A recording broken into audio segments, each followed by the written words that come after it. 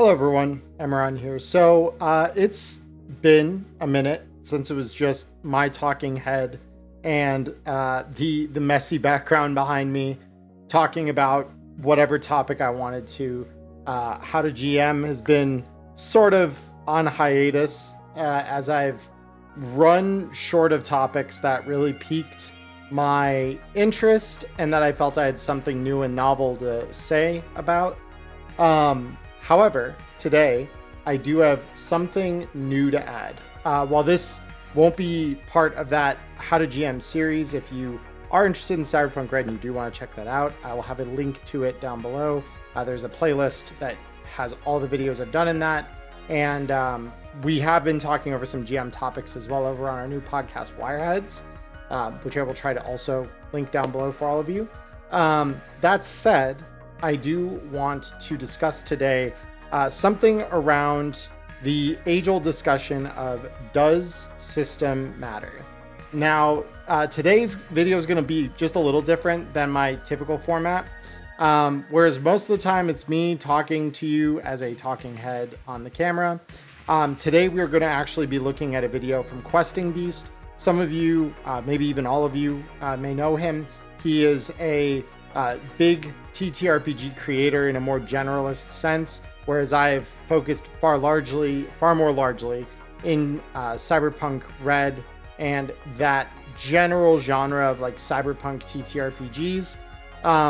As many of you know, I started playing DnD 5th edition, 4th edition actually, and then 5th edition later in college to a limited extent. And so I came out of that community. So every so often I do look back at it and I try to see kind of what's happening there. So today we have a video from Questing Beast that he released about 12 days ago as of this recording, talking about a recent interview with Brennan Lee Mulligan, talking about the use of D&D 5th edition in a narrative way. I'll let Questing Beast do some of the talking on this regard, as he is presenting straight from an article, and I have not gone on my way to kind of search that article, but I felt some of his insights were the thing I wanted to focus on, because I don't necessarily disagree with positions he takes or with those that Brennan is taking, but I feel I want to add some nuance to like my thought on some of those arguments and give you all a sense of kind of my feelings, thoughts, etc. around the topic. So with all that kind of said, the preamble aside, let's go ahead and dig in. I'm going to go ahead and switch over to that video now for you all. All right, everyone. So this is the video. Its title is "You Shouldn't Use D&D for Narrative Campaigns." Despite what the title says there, it is in quotes. So certainly, I think we all can kind of understand to a certain extent that this is not the position Questing Beast is going to take, nor Brennan Lee Mulligan. Any of you familiar with Brennan and his work over on Dimension 20 are probably already aware of this to the point that I don't really need to say it, but he's one of the big names in that space. And ultimately, a bunch of us actual play creators I think would likely agree with the statement that we look up to him and his work and the sorts of things that we see of his kind of clipped, quoted, etc. all over the internet, because he truly is a fantastic method actor. He's a great DM. He does pretty much everything, I think, right. And I think that as unfair as it is to compare a home game to one that is professionally produced and very much done with professional method actors and all of the artwork that kind of goes into those set designs and things like that. I know a bunch of us want very much to have what Brennan presents. I think every one of us who has played a TTRPG at some point hopes that we can one day play at a game as epic and all-consuming as kind of Brennan's presentation of his are. And those of us that run games want to run them in that same wide-eyed, fascinated way that Brennan does, and in the very eloquent and descriptive ways that he explains what's happening, the action being taken, all of that. All right, so now that I have my headset on, let's go ahead and start the video. I'll just be pausing it at regular intervals so that way we can stop, talk about it, and I'll give my thoughts so that we can have a discussion around this and some of my thoughts on it. About a week ago, over on Polygon, they released an article with Brennan Mulligan about his most recent live play series, which is called Worlds Beyond Number. And this article created some controversy because in it, Brennan pointed out that he uses 5e to run his very narrative-heavy campaign. A lot of people seemed very annoyed by this. Why was Brennan using a system for a narrative campaign that doesn't have narrative mechanics? His campaign doesn't have a whole lot of combat in it. So why is he using a system that was founded in the war game scene and has lots of rules for fighting? This is So, and I'll let Questing Beast finish. I paused for a brief moment there because I wanted to say something, but I want to let him finish his thought. So, TTRPGs, for those of you who are kind of unaware, because now I know it's much more diverse and nuanced, and there's many different ways to approach a TTRPG nowadays that back in the 70s when they were kind of first created, there was one. There was Dungeons and Dragons. Dungeons and Dragons was the first one. They were the ones that who really innovated the space and really defined what TTRPGs were. Before that, we had a bunch of these tabletop war games that existed. And I don't know offhand which ones kind of predate D&D, but they existed. Lots of, medieval or soldier type large scale battle simulators and things like that. Those have been around for ages and ages and ages. And unsurprisingly, I mean, chess in many ways is a war game. Even though it's maybe more cerebral and it's got a lot of kind of finite strategy that can happen where you're looking at positioning in a very strict and very tangible way instead of the kind of looser, we're measuring with a ruler, we're deciding what terrain does, all of that sort of thing like you would with Warhammer now. D&D came up out of that, and it asked the question of, what if instead of being the commander of an army, we were instead the adventurer on the ground going through these grand fantasy adventures? And that has spawned everything since. For those of you who aren't aware or who have not watched our interview with Jay Gray over on Wireheads, he pointed out something very poignant to this. This is the 50th year for TTRPGs as a genre. Not just D&D as a game, but as a whole genre. TTRPGs turned 50 this year, which is kind of mind-blowing that they've been around that long, but it's also kind of surprising to see how short a time it's been, because they can tell such grand stories, and the ways they do that are many, and the rule sets that you could apply to do that are very diverse, and they're just about as colorful as any of the stories you tell in those systems. So when Questing Beast is starting his presentation of kind of the argument here, which is, why would you use a combat system in order to tell a narrative story?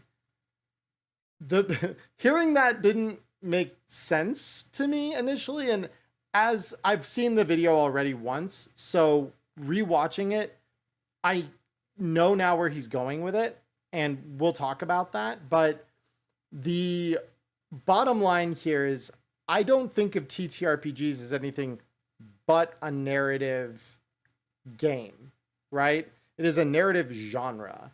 Without narrative, TTRPGs are just really complicated board games, right?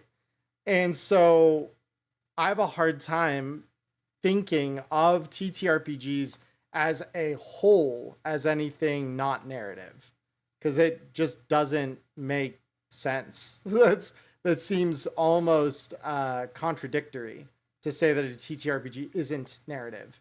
there's always going to be narrative. Even in the like fourth edition of D&D, which was by all accounts even more mechanically saturated and defined, we told a great narrative around my table. So like 3 years and a story and characters we cared about. I mean, just as deeply as we do for any fantasy story that we've read. So in that regard, I think anyone making the claim that like why would you use, or asking the question, I should say probably, why would you use a narrative system for something with heavy combat or vice versa, is you're going to get both with any TTRPG. It's just a matter of what role does the combat play, how heavily does it factor, and what are the consequences for engaging in it. And questing beast, on that last point especially, we'll talk a little more about that as we kind of get deeper into this video and hear his thoughts more completely. But I do want to start there, is that I think that one, TTRPGs are almost always narrative. I genuinely struggle to imagine any TTRPG that has no narrative elements. And two, combat rules are complicated for a reason in a lot of cases. And they have to exist in almost every system unless your TTRPG is defined by things other than combat. Because I do know there exist a few where the problems you're solving aren't combat related. But all that said, let's continue. An ancient debate going back decades called Does System Matter? And it revolves around how much does the rule system of your game affect the experience of gameplay? Is it absolutely critical to pick the perfect rule system for what you want to accomplish, or is it not really a big deal? Now, for my part, I think it's very clear the system does matter, at least to some degree, and I think most people would agree with me on that point. I did a Yeah, and I agree with him. For those of you who aren't aware of my position on this, in case I haven't already made that very clear, I agree with him on this point. I agree that system always matters. I think you don't get a game out of a system that it's not built to handle, right? And I think that the reason so many people make 5e supplements and 5e based systems of their own or settings of their own is because 5e has the potential to be a very malleable system. I just don't agree that it's a good fit for every single system. And I'll bring up some examples later of what I mean by that, and with some more example and a little more backing it. But my bottom line here is that system does matter. It matters a lot more, I think, than most people give it credit for, simply due to the ubiquity of things like D&D and Pathfinder. They forget that those are just two, you could call it three if you include Starfinder. They're two or three systems in an entire broad genre of systems that all have their plus minus, their give, their take. Even Cyberpunk Red, which is a game that I laud and have been accused of simping by the developers. I do think that it offers a lot, and I think that it fits a lot of the stories that I want to tell. They're the stories that I would be telling in any system I play. But I feel like I appreciate Cyberpunk Red for the fact that it fills so many different niches that I appreciate. And what I want is not necessarily what some of you out there in the more broad TTRPG space might want. You know, that's entirely personal. It's subjective, and as fantastic as I think that is, I do recognize that I certainly am not everyone's tastes are not going to match with mine, and that is okay. No problem with that at all. But that said, I wanted to make my position on this as we start this. It's coming from the position that I do think I'm a strong proponent for the indication that system does matter. I think that theory is entirely correct. A recent poll over on YouTube and found that only 4% of people strongly disagreed with the concept that system matters. I mean, everyone has their preferred system, and Why would you have a preferred system if it didn't make any difference? So for me, the real question is not whether a system matters, but how much it matters. And there's really a bunch of different factors that are going to feed into what a RPG session is like. And a big part of that is, of course, the players. If you have a really good group of players, then that's going to help overcome any significant problems that you have with the system. And also, if you have a really terrible group of people, then a great system is not going to help you. There's also And I think this is a really good point. If you have a great group of players, no matter what system you're playing, you're going to have a great time. And I think to go to Brennan Lee Mulligan and kind of like make example of him and the group of people he plays with, it's very obvious that their collective talent is a big part, I think, of like what carries those games and makes them as memorable and iconic as they are. I don't know that you would be able to squeeze that same kind of content, the juice, if you will, out of that particular fruit without that group, right? And I do think that there is an argument to be made that if you have kind of the middle of the road, which is, I think, to be fair, where most of us find our groups, right? Like, I don't think that I'm any second coming of Brennan Lee Mulligan or any of the other, great GMs that have graced actual play history. I am under no sort of delusion that is where I stand. But I think that I tell the stories that I want to tell, and I think I have a group of players that allow me to tell those stories, and they do a really great job of cooperating and contributing. And I think that when you come down to the end of the day, that is really what TTRPGs are kind of about, right? They're about that collaboration between the GM and their players. And what that can be hindered by, in a lot of cases, in my opinion, is where the players get hung up or feel uncomfortable about their role in that back and forth, that negotiation, right?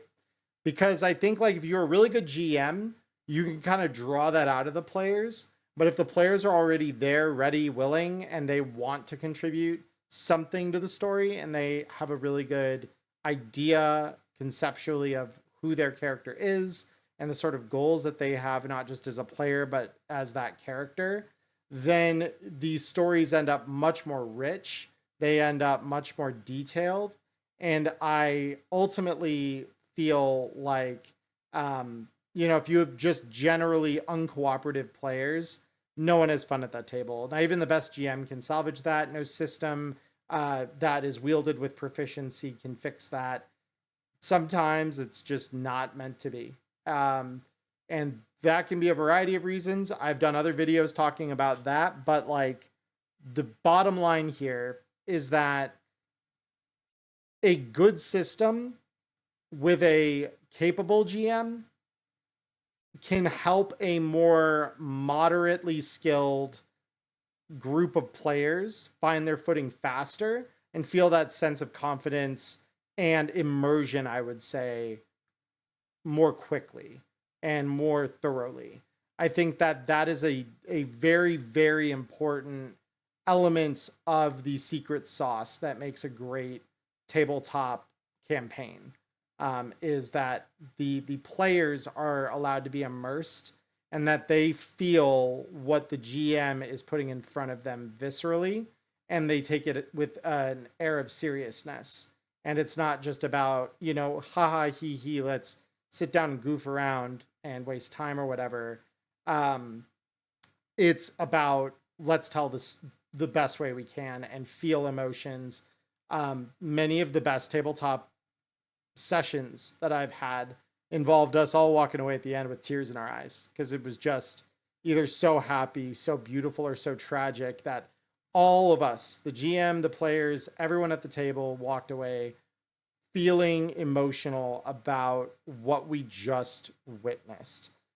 Actually, just yesterday, great example of this, not me, but my co-host on Wirehead's Diamond Dust, she just wrapped one of her campaigns called Storm Chasers, and those people in there, you could tell that they all felt it. They all loved what she put out there. And at the end, she even started crying as she's thanking everyone. I'm like, oh. So it's truly like that's, I think, the best campaigns are the ones where when you hit the end of them, you're on the verge of tears. And I did that even with season 1 of Neon Inferno, knowing I was going to do a season 2. I had that same sense. It's like you feel like you've done something, you've made something. The story you've told was worth something. So, yeah. Anyway, let's continue, or else we'll never get through all this. Also, the content of the adventure itself. Is it a railroad where you have very little impact on what happens? Or is it a rich, open scenario with lots of interactivity? Is it full of creative ideas you've never seen before? Or is it a retread of things you've seen a million times? In my view, the people and the adventure are the most important factors. Of course, if you're playing with a system that you don't like, that's going to be a pain.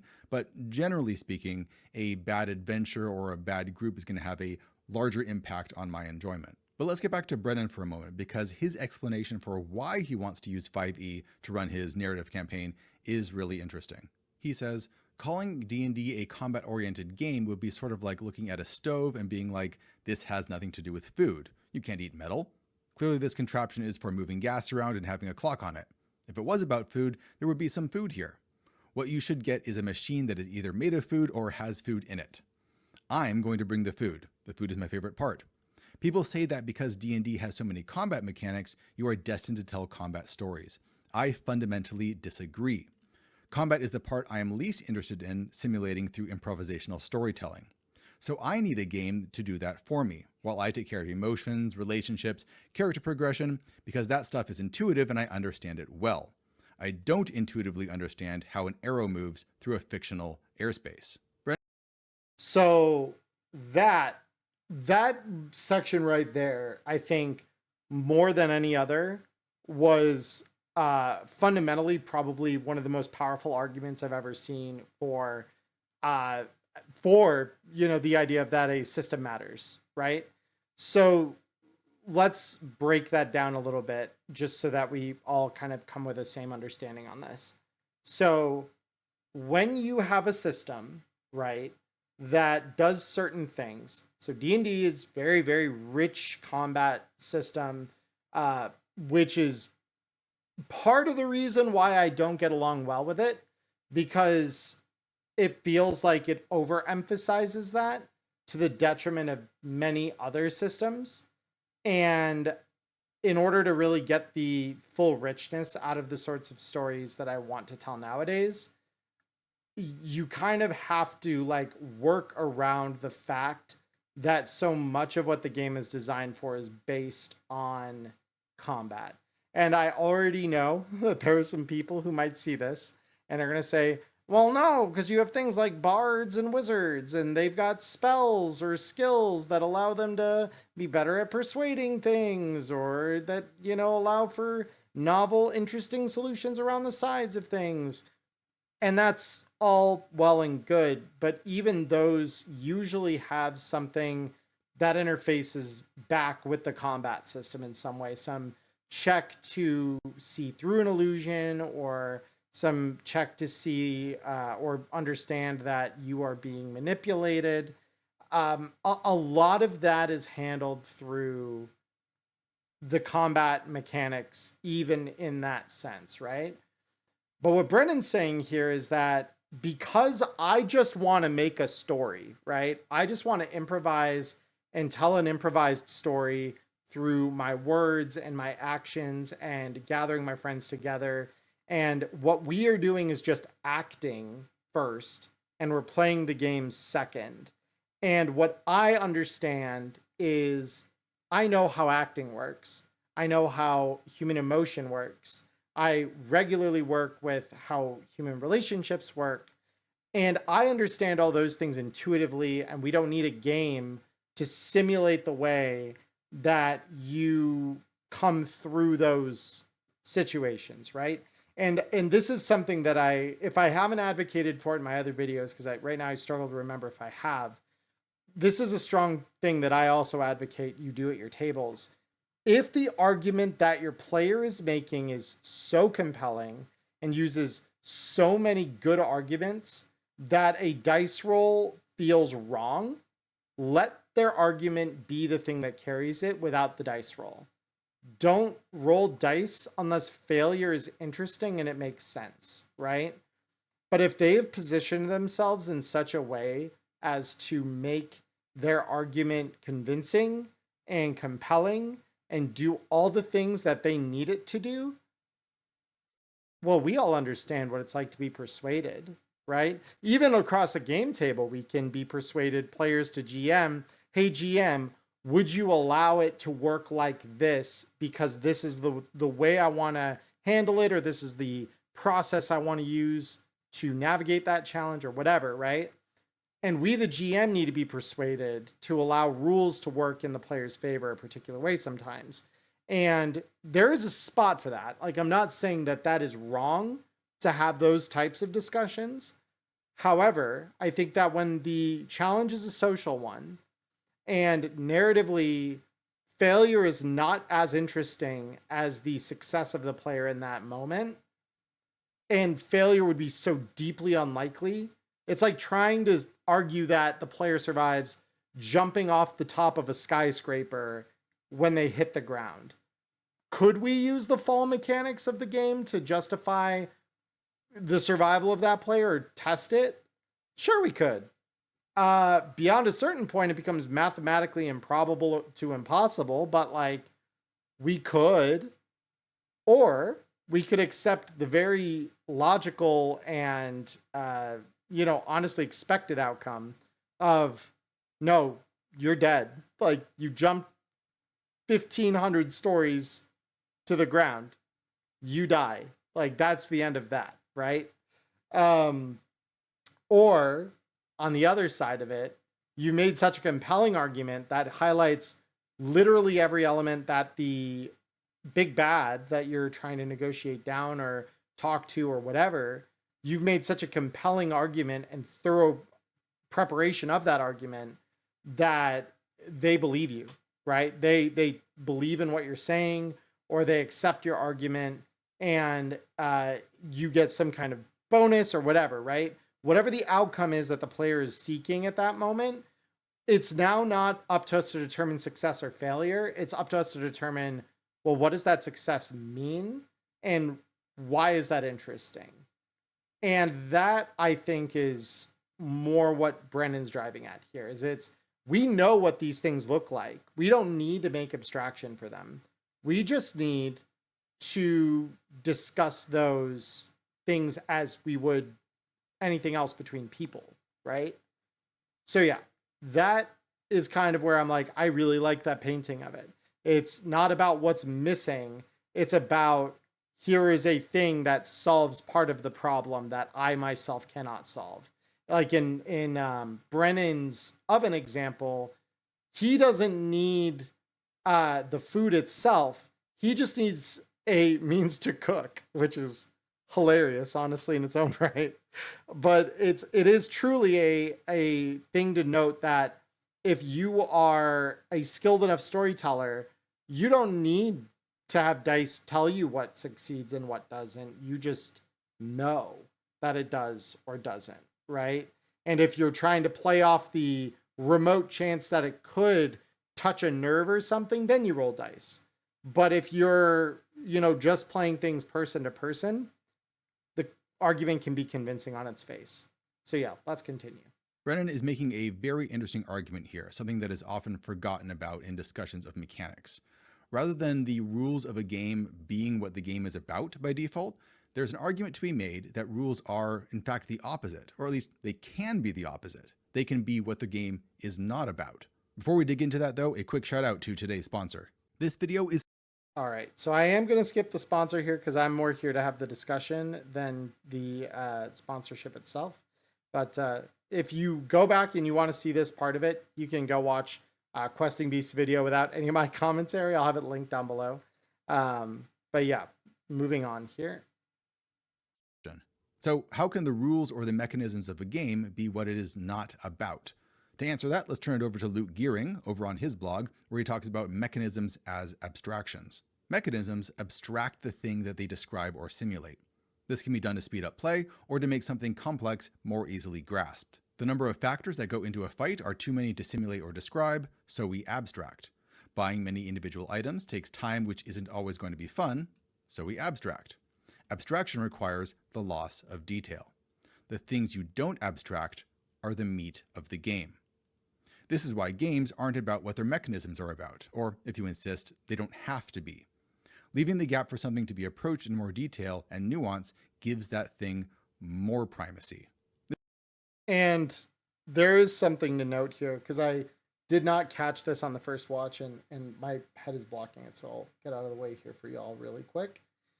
So, in truth, this is only talking about game books. The thing that happens up to the table, is an entirely different thing, which encapsulates and supersedes the book. So this means, GMs out there, your golden rule is that, right? What you say goes. It doesn't matter what the book says. It doesn't matter what the rule to navigate a particular procedure looks like. If you don't find value in whatever the hell it's saying, you are free to ignore that or rewrite it or do with it as you will, and you get that power because it is your game. Your game is just governed by the system insofar as you allow it to be, and beyond that, you are the master of your own destiny. You can do as you will. I also do just kind of want to talk about what he's going through here, though, and I think Questing Beast is going to also kind of fill in these blanks in a moment here.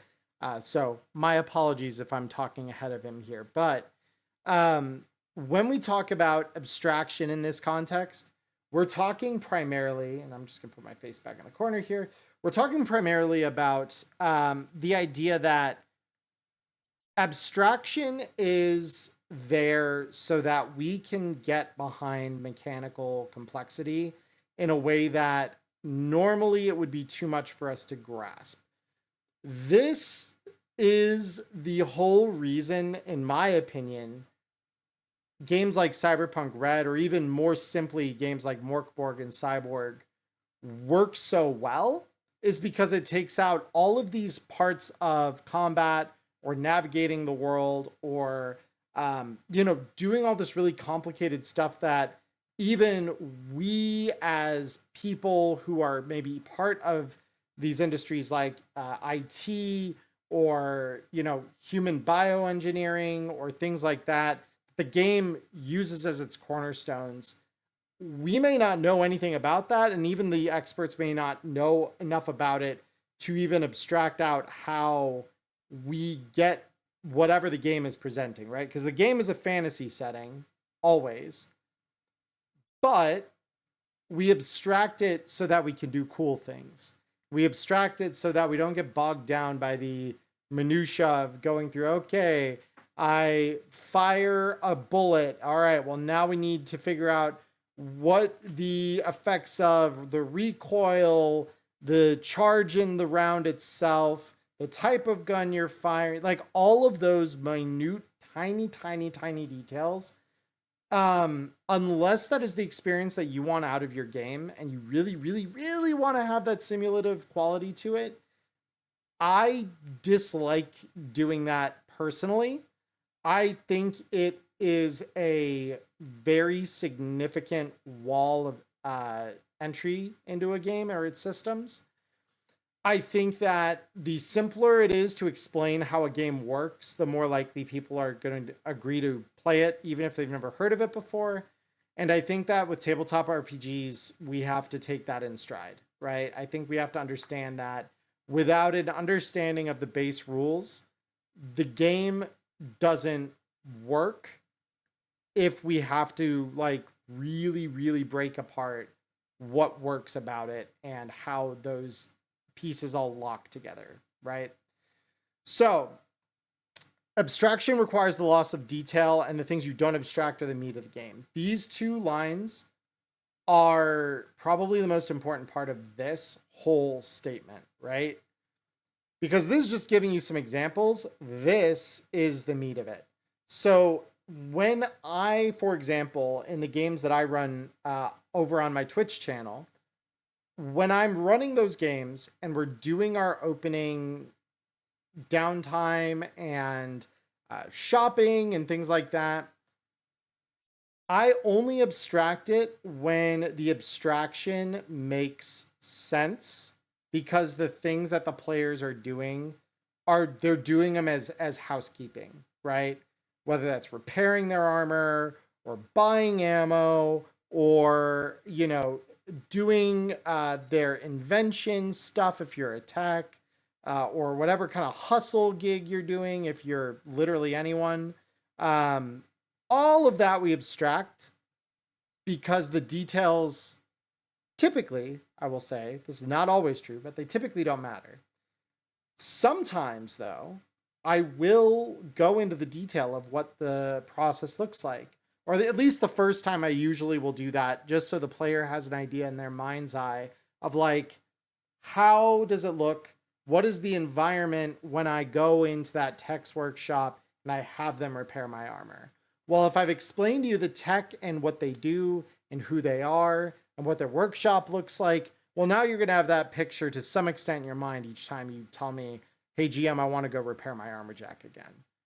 And so I think that having that detail sit there latent is important, because now the player has a relationship to that place. They know where it is. They can even build relationships with the people that are there. In season 1, I did this a lot, especially during the times where the players were hunted by different factions in the city, and they had to rely on different people than they normally would to get the things that they regularly use, like their ammunition, their explosives, whatever. And there were social interactions with, hey, I think you have the wrong fucking place. This is a club for the Neon Panthers only. Like, if you're not one of us, get the fuck out of here. And the players having to overcome that initial wall of, well, look, my money's just as good as anyone else's, and I am stronger than maybe you give me credit for. So unless you would rather I come back here as an enemy, I suggest you deal with me as a friend. That happened a few times throughout season 1, and those were always interesting. And the failure condition for those was also interesting, because it might have meant that some of the sources for things that the players relied on would be drier than they normally were. And so I think that is a big reason why when we talk about the second line, things you don't abstract are the meat of the game. Cyberpunk's all about relationships. At the end of the day, it's about how you and the world around you relate to each other.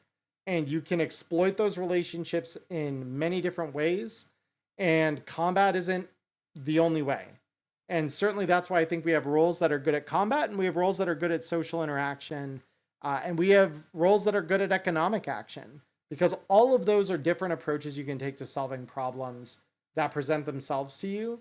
And you don't need to shoot every problem that comes in front of you. Even though there are combat rules, even though there's plenty of that, where we talk about how does combat function in the game, and there's a meta or a strategy that you could take to like make fights easier or whatever, it doesn't change the fact that fighting isn't the only solution that you can employ.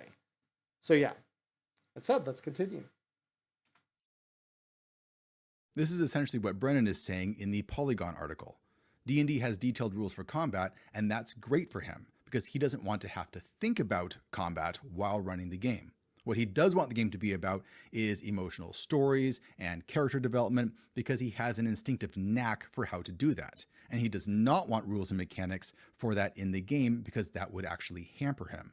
Another great example of this principle in practice is in the sci-fi horror survival game Mothership. Now, in this game, which I've played several times, you often find yourself crawling through some horrible space station hallway being pursued by an awful monster. Now, you would think it would be a no-brainer to include stealth mechanics in a game like this. It's a survival horror game. However, the creator, Sean McCoy, has intentionally removed that aspect from the rules in order to give it more prominence. He says, for my part, a big thing that we didn't design for in Mothership was stealth mechanics, but the game is also about running and hiding. We don't have rules for fleeing either. Here's why. I love stealth mechanics. MGS is one of my favorite games. I also play Thief. Combat is punishing in Mothership. Hiding is smart. Why don't we have stealth mechanics? Because we wanted the most conversation around that part of the game. What I mean is that it was the one part of the game I didn't want you to be able to skip over with a roll. I wanted this moment. I want to hide. Okay, where are you hiding? What's around me? Gear, locker, surgical bed, ventilation shaft. Oh no, it's coming. Okay, the lockers. Okay, you won't fit in with your vac suit on. Do you want to take it off? No, I need the armor, the ventilation shaft. All right, you'll have to unscrew it. Is there time? You can if you make a speed check. No, I'm hiding under the bed. Hiding is important. So important that I want all that tension. All those question and answer sessions that make these games so fun for me. Think about where you're hiding. No, my stealth is good so I find a place. Really think. All the best stealth games do this. They have mechanics for whether guards spot you and how much shadow will hide you, but you have to make decisions. Not numerical ones generally. Does that look dark enough? Are they going to walk this way? Removing those mechanics from the game forced wardens to come up with their own mechanics that work for their table. Always great, even if they add a stealth roll back in, or have a conversation about one of my favorite parts of the game: where are you going to hide? So when you're thinking about the rule system of a game, you have to consider not just what rules are there, but also what rules aren't there. And of the rules that are there, you have to consider, is this a rule that's there to skip over the boring parts of the game? Or is this rule intended to be fun to interact with? It's simply not good enough to say, this game has rules for X, therefore it's about X. Or this game does not have rules for Y, therefore it's not about Y. So that is to let that run for a little bit so that we could talk about that in its totality. That was the thing that made me go, oh, I need to talk about this on my channel.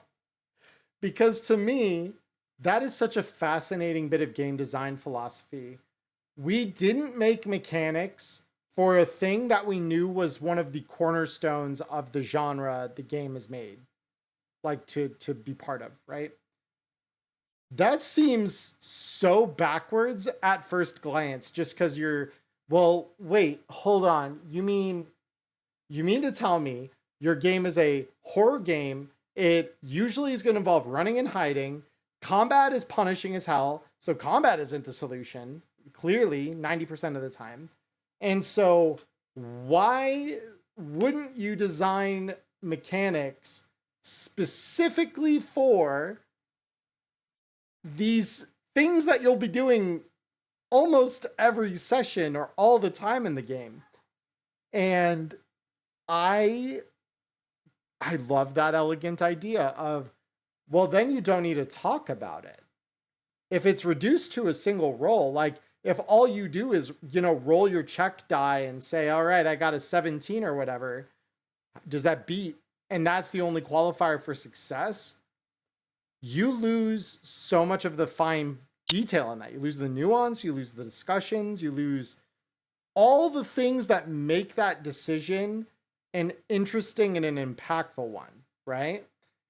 And God, it's so different than anything that I had ever considered, because I think especially those of us who like come to tabletop from video games, in video games, every system is a design choice. Everything you choose to put in the game has a system governing it, and every system has ways that they operate in with the rest of the game systems most of the time. There are even cases in video games where this is notably the way that this ends up working, right? Where we decide not to design a specific system, and rather than do that, we instead designed all these other systems to work a particular way to allow for emergent gameplay within this space of the game. And one of those, just as a brief aside, is Helldivers 2, where they didn't design a stealth mechanic, but they did design systems that monitored if the enemy could see you, hear you, or sense you some way, so that when you were being paid closer attention to, like if the enemy suddenly like glanced your direction or something, you had this constant back and forth feedback that felt more realistic on, do they know I'm here, right? Versus just having a, an eyeball appear in the middle of your screen that like gently opened up like Skyrim does, or any of the other different stealth systems we've seen throughout the years in video games of all kinds. So in video games, you have these designs that are either very focused on like, this is our stealth system, or you have cooperative systems that, by the way they work, they allow for stealth gameplay without there being a stealth system that is deliberate and all on its own. It's a novel, separate thing apart from every other element of the game. So in tabletop, when we talk about that, because it's such a social back and forth discussion based game, you need to have those discussions of how are you doing this? Where are you going? How, do you actually hope to make that stealth roll worth it, right? And I have straight up told players in Cyberpunk, no, you can't make that roll here. You recognize there's no good way that you could approach it to allow you to make that roll and have it be successful, right? Again, you can only really make a roll if there's a chance of you succeeding or if failure is interesting. So it's one of those things where you need to kind of examine that on its face and decide, does the abstraction go too far in some cases? Like, we would always joke in the D&D games I was part of, oh, I make a stealth roll. Okay, well, how do you go stealth? We're in the middle of an open field. There's nary a tree, rock, or other feature for you to really make use of in hiding. Like, this is a bleak wasteland and part of the abyss, right? And the things looking for you live here, right? You're not of this place. So even if you had some sense about how these things detect your movement and all of that, like, how do you even hide?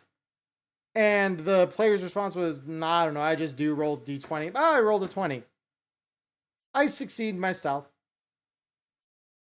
Does that abstraction make any sense? I mean, at the time, I was a lot less experienced, so I let it fly. Nowadays, I'd say no. Nope. Doesn't work. Like, unless you have some kind of magical aid or something that allows you to, like, novelly work through that and tell me why you should get a success here. No, you don't get a success. Like, you maybe can get a lot closer before they know you're there, just through simple, like, your movement is more carefully placed and you do all these things. So I might, like, allow you a surprise on the combat or whatever still, like, as though that was what your stealth afforded you. But you're not just able to move without being noticed. Like, you will be noticed eventually because you are not the right kind of skilled to know about this unless you studied it ahead of time or whatever, right? You need to make the mechanics make sense.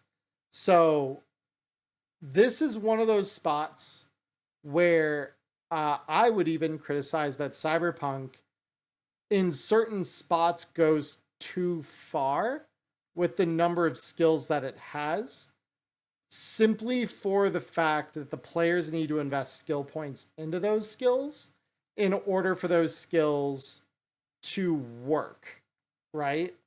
So if we have those skills just there so that on the off chance we want to make abstraction of those mechanics, we can, then fine, right? But like, if there are so many skills to choose from and we're not sure how often one element of the game will be extracted versus another, the only skills we know are safe bets, so to speak, or safe spends as we develop the character, are those that have a novel laid out explanation for how they're utilized in the book, right? Like for Cyberpunk Red, those would be things like evasion or melee weapon or handgun or resist drugs and torture or concentration.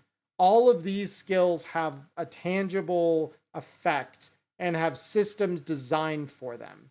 But when you get to a system like cryptography or bureaucracy or hell, even to an extent, things like library search, like, yeah, there's some like base level explanation of how that skill will work for library search, but it doesn't really give you a lot of other uses for that skill outside of, oh yeah, like if you're scanning the data pool, your agent gives you a +2 to doing that.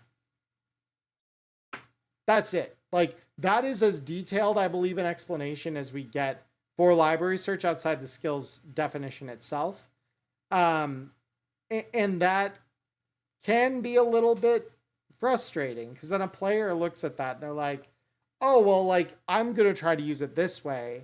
And when their GM says, well, no, I'm not going to let you use it that way, and they give their rationale for it, and then the GM's word is, of course, final because they're the GM, that can leave players more confused than certain about what the skill does or how it works because they've interpreted it one way and the GM has interpreted it another. Whereas this whole concept that I paused and recognize that I've kept paused for some time now, this whole concept does away with that. Because instead of doing the check, it just suggests, well, how good are your skills at doing that? Can you logic your way through the problem first? Or do we need to make a roll to determine the degree of success you have with this? And I think library search is a great skill to kind of illustrate that with, because like in the cases where you're just like, can you find the information? I don't know. Like, do I know what I'm looking for? If so, probably I can find that information relatively quickly, right? If you don't know what you're looking for, though, you might need to rely on your skill of pattern recognition or your ability to like quickly summarize and then fly through a bunch of different data.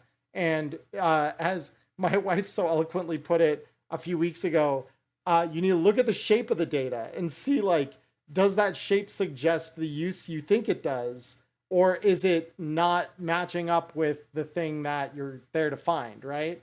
And that's what library search is abstracting, is your ability to kind of cognate and organize all of that thinking and do that, right? But if you're in a facility and you're here to find one very specific file and some dumb employee of this corporation has it over on their computer and the computer is unlocked and that thing is open, I don't need to roll a library search. It's there. I'm just going to stick a data shard in, download that, rip it, stuff that into my internal pocket and just run.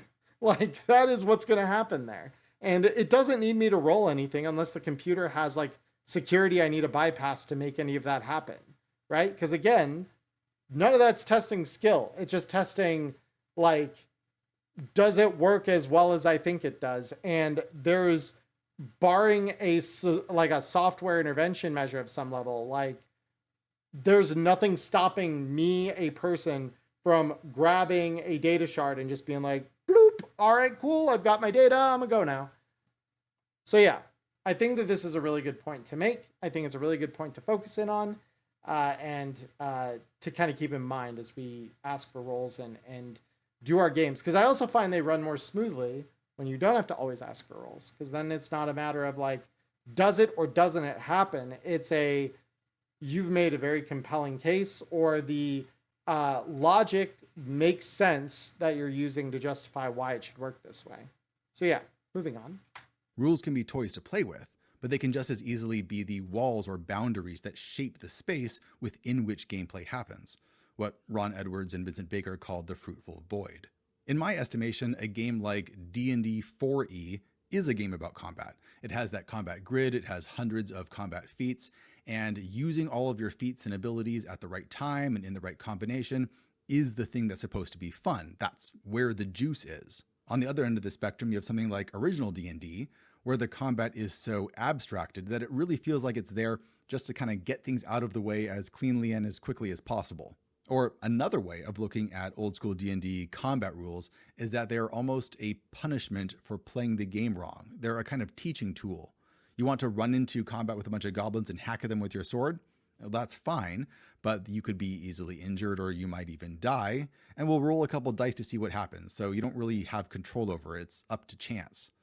Or you could take another tack and try and avoid the rules entirely, work around the rules, and find a way to overcome or bypass these goblins without ever having to pick up a die.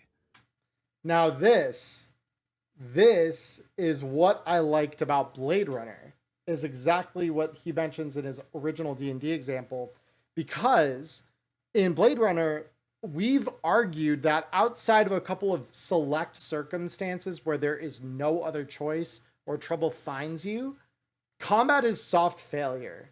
You do not want to fight. Fighting is how you die, right? But if you navigate things with tact and with a degree of intelligence, and you play the investigator that a Blade Runner should be, right? You are going to always come up with a solution more elegant than I draw my gun and I fire at the suspect. It's always going to be, well, let's walk down that path a little deeper. Let's examine the information at our disposal a little more thoroughly. Let us see if something here maybe missed our initial grasp when we first looked at it, or maybe we've collected more information since we learned the initial kind of inciting facts of a case. And that now has led to us having a more refined or a better understanding of what we maybe were looking at initially. And now we can look at it with new eyes because we have a better set of context for what is actually going on or what that meant. So I do like this idea that, like, yes, have rules for combat. Yes, understand how those work, but also understand that there are plenty of systems, plenty of cases, and plenty of opportunities for combat to not be the game that you're playing, and for it to instead be a soft failure within the game that you're playing. And I kind of love that, honestly. I think that when you have the ability to make combat feel visceral and make it feel as oppressive as it would be in real life, like, great example of this, a few weeks ago in my real life Cyberpunk game that I'm a player in, we drew guns on an exec, a vice president of Continental Brands. Or no, not Continental Brands, Petrochem. And as you might expect, when the bullets started flying, drones lit up because we were now threats. Private security marches in a round or two after that. And all of a sudden, we have a desperate fight on our hands because of the way we've chosen to resolve things. And the police were called. And then we started shooting at the police. And then bigger police were called. And we ran away. And then we get maybe a minute or two to catch our breath. And suddenly max tax dropping on our heads. And all of a sudden, combat wasn't a solution. It created a bigger problem. And I think that when a system allows for that to happen and work well, it's a good system because it has a healthy injection of reality into your storytelling. And again, these are the things I appreciate in a system and in a story. They may not be what you appreciate. You might want a system where your players can go in, fight the dragon, and have a better than average chance of coming out alive and be heroes. That's cool too. And if that's a story you want to tell it. But for someone who appreciates the reality in a system and realism as a concept and really having like a grounded story, I really like that approach. I really, really like the idea that, like, if you fight, you die and could die very easily. So yeah. It's going to be a lot safer for your character. You'll probably live and you'll be more successful over the long run. When it comes down to it, I think that Brennan's position makes sense. He knows what he wants out of a game and he is using a system to help him do it. He's not saying that system doesn't matter. He's saying that it does, because 5e has voids where he wants those voids to be, and it has mechanics to help him cover his weaknesses.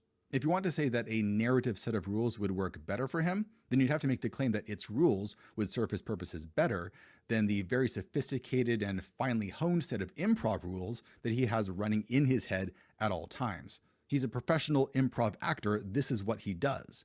And ultimately, only he can be the judge of that. Well, that's my take on the whole. All right. So we've gotten at the end of the video. Again, if you want to give it a watch, link will be down in the description of this video. But now I'm just going to go back to my face being on screen for all of you so I can present my final thoughts. Okay, so ultimately, let's just wrap up what we just kind of looked through and give kind of one final kind of pass of it. So thing number one, the system does matter. The system is very important, but the right system is going to depend on the person running it. And I think that that's maybe a more novel, nuanced concept than even what I presented or even thought about before, is that if you as a GM are really talented at a specific set of things, and that very specific set of things does very well the things you want it to do, or it creates abstractions for the things that you do less well, then it really probably will tell a better story overall, because you, the GM, have a thorough understanding of everything the game doesn't cover. So at that point, you're looking to the game more for those things that it makes an abstraction of, and it narratively gives you a way to incorporate that otherwise maybe you would have a hard time finding, right? You would have a hard time either finding the room for it, or have a hard time resolving how whatever conflict is erupting, how that happens, takes place, resolves itself, or moment to moment, how things kind of happen and how quickly. The rules are there to help you with all of that just working on its face, right? It isn't built to limit you, it's built to help you. And so if you ever feel like a set of rules is restricting the kind of storytelling you want to give and tell, then the system you're trying to use might not be the right fit for you. This is why, for example, I made one of my earliest videos on this channel is why I thought Cyberpunk Red's death system was better than D&D's.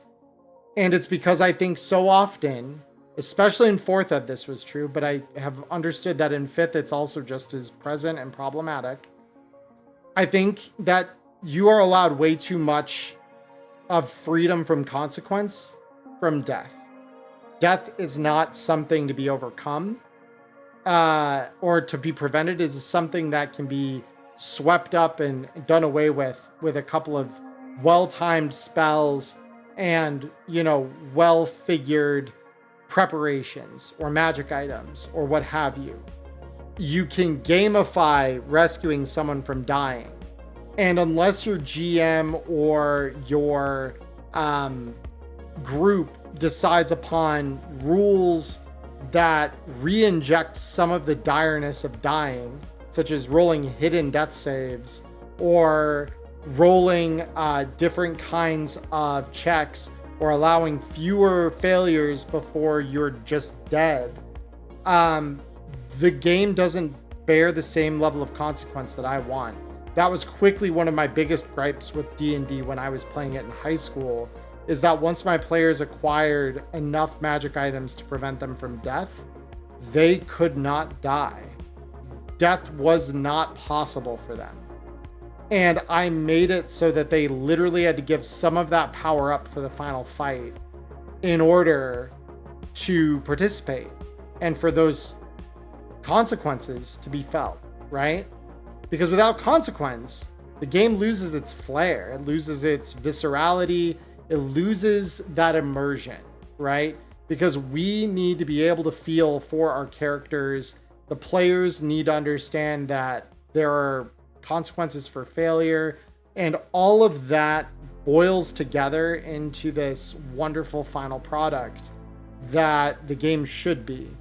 And so that's why Cyberpunk's a better system for me.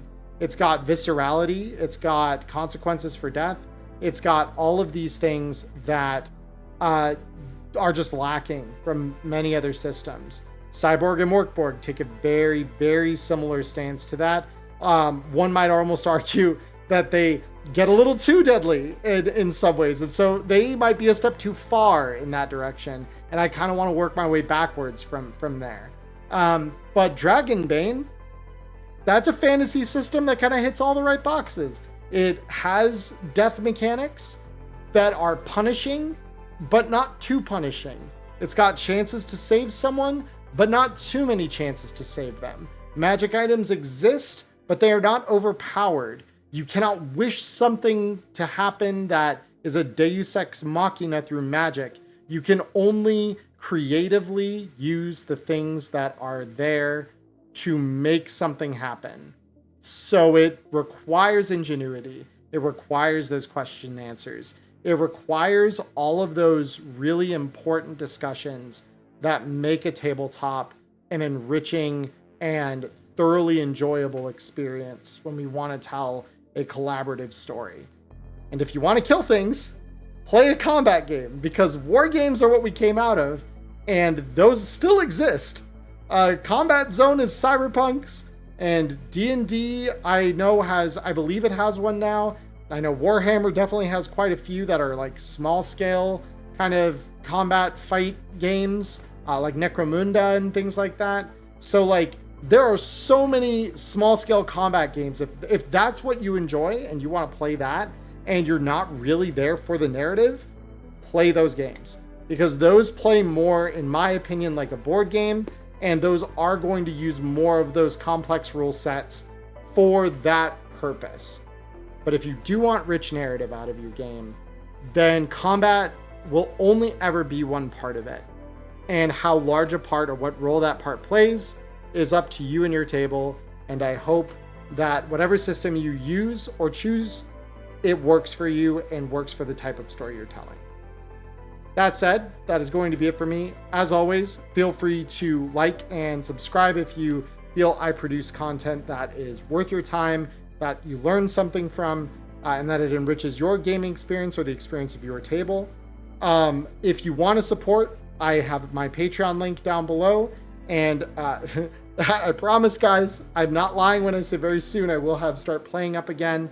I've needed to figure a bunch of stuff out in order to kind of like make that make sense in my schedule, but it's coming very soon.